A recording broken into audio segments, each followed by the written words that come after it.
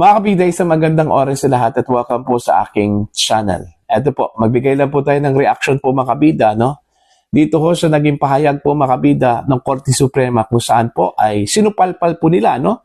Ito pong pahayag po mga kabida ni Senator Risa Hontiveros patungkol po doon ho sa kanyang sinight na kaso, patungkol ho sa League of the Cities of the Philippines versus COMELEC, kung saan po ay unanimously ni-reverse daw ng Korte Suprema, mga kabida, yung kanila hong naunang desisyon.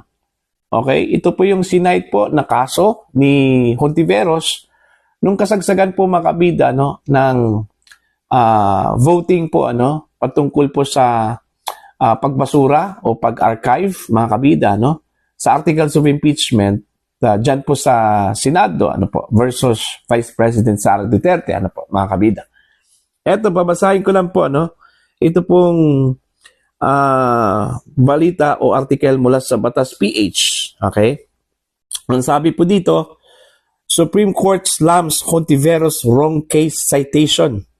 Just in, the Supreme Court or SC has issued a statement to belie the assertions of Senator Risa Hontiveros, who claim that the High Court unanimously reversed its original decision in the case of League of Cities of the Philippines versus COMELEC in 2009. Ayan.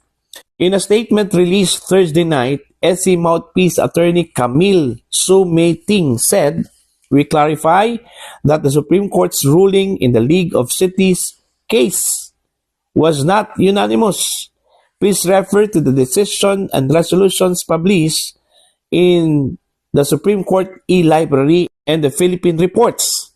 This comes after Hontiveros, during the heated Senate impeachment debate on Wednesday, cited the case of League of Cities of the Philippines versus COMELEC in 2009, an international service for the acquisition of agri-biotech applications incorporated, et al. Versus Greenpeace Southeast Asia in 2016, in claiming that the SCN Bank has unanimously reversed its original decision in a motion for reconsideration. Ayon. So, na fake news po mga kabida, ito hong si Senator Risa Hontiveros, no?